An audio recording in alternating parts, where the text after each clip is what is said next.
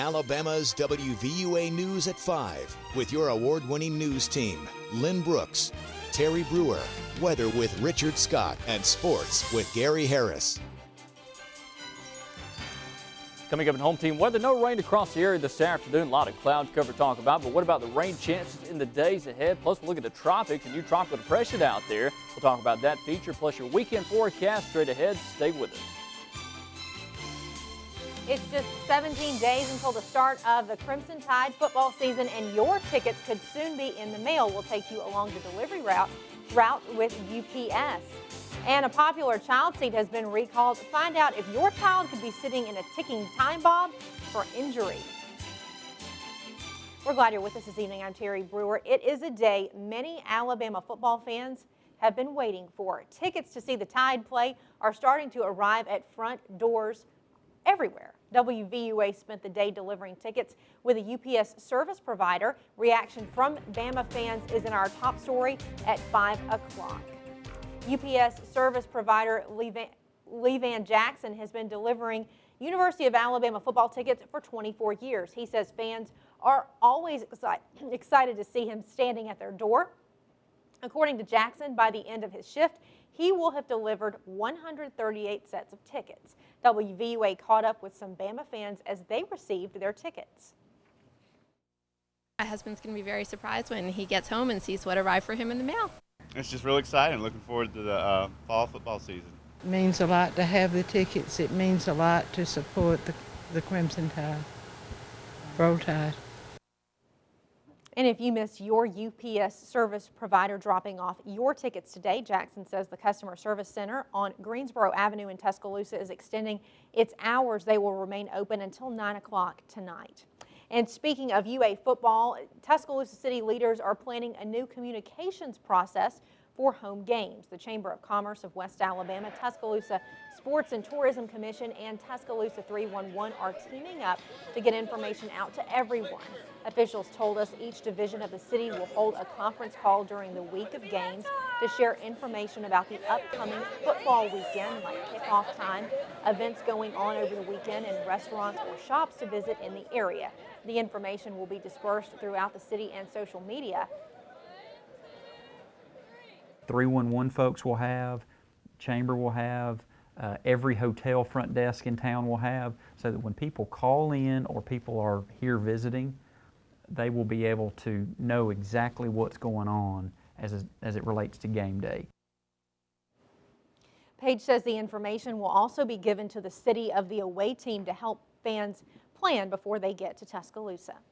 On your education watch, the start of school is just around the corner, and that will bring many new things to classrooms all around West Alabama. We have a special programming note for you on Thursday, August 16th. That's tomorrow. Dan Butler, interim superintendent of the Tuscaloosa County Schools, will join us on WVUA News at 5. He will share how parents can help their children have a successful school year and what new things you can expect.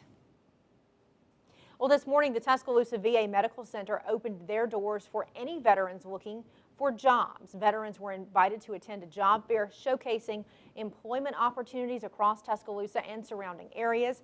Many businesses were available to tell veterans about their possible employment and how to apply. The medical center also offered information about benefits for the veterans. Navy veteran Darius Mitchell says this opportunity was very much appreciated. It makes me feel real good to have the ability and the chance to come by and talk to different employers from the area and whatnot. So that's a beautiful thing. The VA also offered job rehabilitation, legal advice, among other benefits. On your Money Watch, there's a big change coming to Tuscaloosa's River Market. The market will soon accept electronic food stamps. River Market manager Christy Bobo tells us they're installing an electronic benefits transfer or EBT machine at no cost. Bobo told us this will allow shoppers using electronic food stamps to purchase items at the farmers market. The State Farmers Market Authority applied for a grant to receive the machine through Xerox and the EBT program.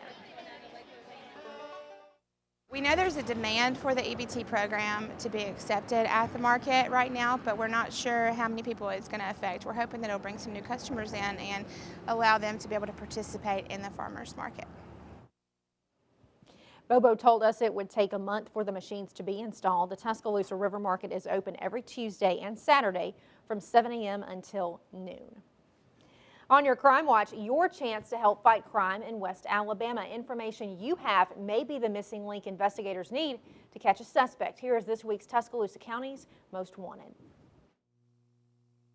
Hello, my name is Ted Sexton, the Sheriff of Tuscaloosa County. Thanks to your help and WVUA, 2 more captures in this week's Tuscaloosa County's Most Wanted. Jamie Kyle Helton was arrested on the charge of unlawful manufacturing of controlled substance and other charges. Tavares McSham was arrested on the charge of failure to comply with the Sex Offender Notification Act. Now we need your help this week in finding more of Tuscaloosa County's Most Wanted. Walter Eddie White is wanted on the charge of unlawful manufacturing of a controlled substance in the first degree. He's a white male, 55 years of age, 5'10", 170 pounds, brown hair, blue eyes, and was last known to be living on Eastern Valley Road in McCalla. Christopher Bernard Campbell is wanted on the charge of assault in the second degree. He's a black male, 30 years of age, 5'6", 130 pounds, with black hair and brown eyes, last known to be living on 10th Avenue in Tuscaloosa. Xavier Richard Powell is wanted on the charge of failure to comply with the Sex Offender Notification Act, receiving stolen property, and other charges. He's a black male, 24 years of age, 5'6", 130 pounds, black hair, brown eyes, and last known to be living on 28th Street in Tuscaloosa. If you have any information on these, as well as others wanted by the Tuscaloosa County Sheriff's Office, please call us at 205-464-8672 or go to our website at www.tcsoal.org. You can like us on Facebook and follow us on Twitter. And working together, we'll continue to make Tuscaloosa County a safer place to live. Today, hundreds of thousands of undocumented people can apply to stay and work in the U.S. without fear of deportation for at least 2 years. People under 30 years of age who arrived in the U.S. before the age of 16 pose no criminal or security threat and were successful students or served in the military can apply. Andrew Spencer reports. Supporters of the new program rejoiced after President Obama signed the executive order in June. The Pew Hispanic Center says up to 1.7 million people may qualify. For me, this is, really important because I actually have an order of deportation, and this is actually going to be, lifted off.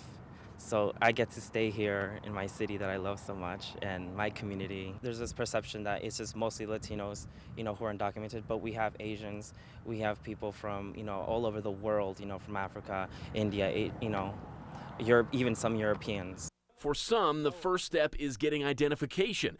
Thousands gathered and formed long lines in Houston Tuesday to get IDs and passports at the consulates of Mexico and El Salvador. I want to get a job.